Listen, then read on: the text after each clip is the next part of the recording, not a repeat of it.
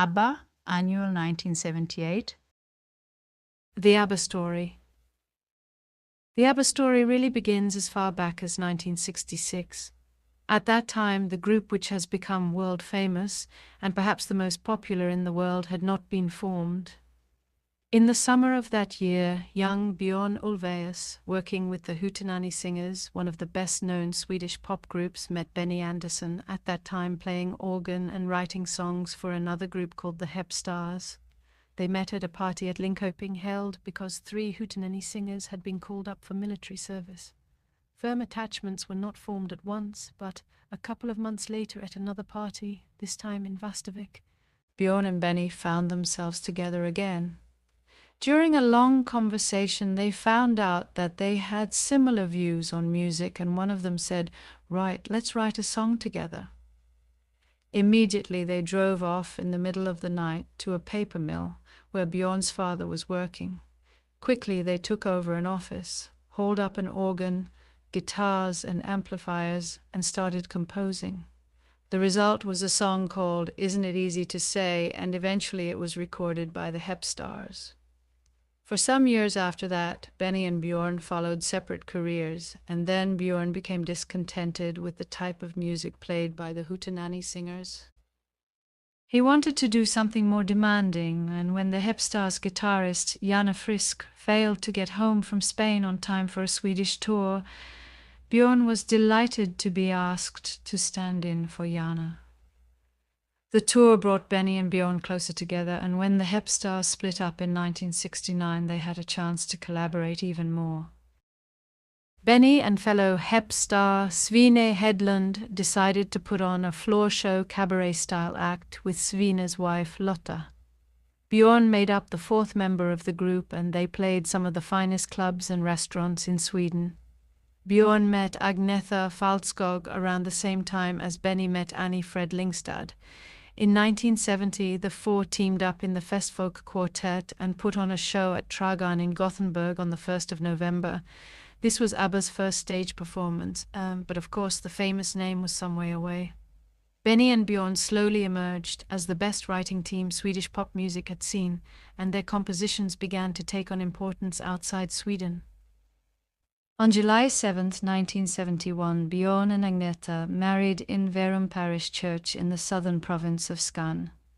The same day, Bengt Bernhag, friend and partner to Stig Andersson, died after a long illness.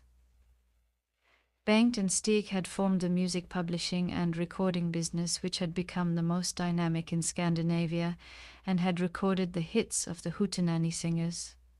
With the tragic loss of Bengt, Stig was forced to take a realistic approach and asked Björn if he would become the producer at Polar Music. Björn agreed but insisted on Benny being also employed, and they split the salary between them. Success followed quickly as Björn's and Benny's talents were developed more and more by Stig until many top singers were having substantial hits with the boys' compositions. Then in 1972, a record called She's My Kind of Girl established a pattern for the future. Björn and Benny recorded the song and used Agnetha and Frida as the backing choir. The next couple of records carried only the names of the 2 boys, but the girls' voices were beginning to dominate the vocal content, and before very long the label read Björn, Benny, Agnetha and Frida.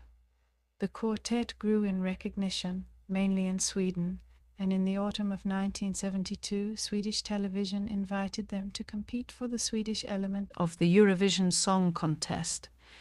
Björn, Benny and Stig went to their hideout on the holiday islands near Stockholm and emerged with the song Ring Ring. The previous year, Lena Andersson had pulled off a 3rd place with a song called Better to Have Loved, written by Björn, Benny and Stig.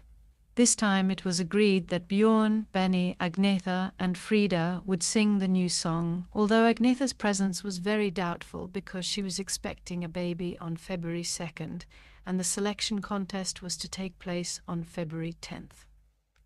Agnetha managed to get through the contest, her daughter Linda arriving a week or so later. Ring Ring was voted by the panel of experts into 3rd place, much to the fury of the fans and TV viewers. The newspapers agreed with the fans, and that was the last occasion experts were used in the judging. Third place was at first a disappointment, but before long, Ring Ring became a firm international success, even without Eurovision help. In Sweden, it broke all records and achieved greater success than the Beatles had done in their heyday. About this time, the name ABBA began to emerge in the Swedish newspapers. When I spoke to journalists, explained Stig Anderson, I couldn't be bothered with the 4 individual names, so I started using their initials, ABBA. Soon the newspapers were using this name all the time. Bjorn and Benny were not happy at first because ABBA is something, like the name of a well-known brand of pickled herring in Sweden, but very soon we all agreed that it was a first-class name for international purposes. It's easy to pronounce in any language. It was realized that if ABBA was to gain the international success for which each member of the group hoped, it would not come as easily as their choice of name. It was announced that the group would have the chance to represent Sweden once more in the Eurovision contest. Firstly, they needed to make sure they could gain those extra votes needed to top the Europol, but the Eurovision contest is notorious for creating one-hit wonders. ABBA wanted to remain a success, and that meant much hard work and careful planning.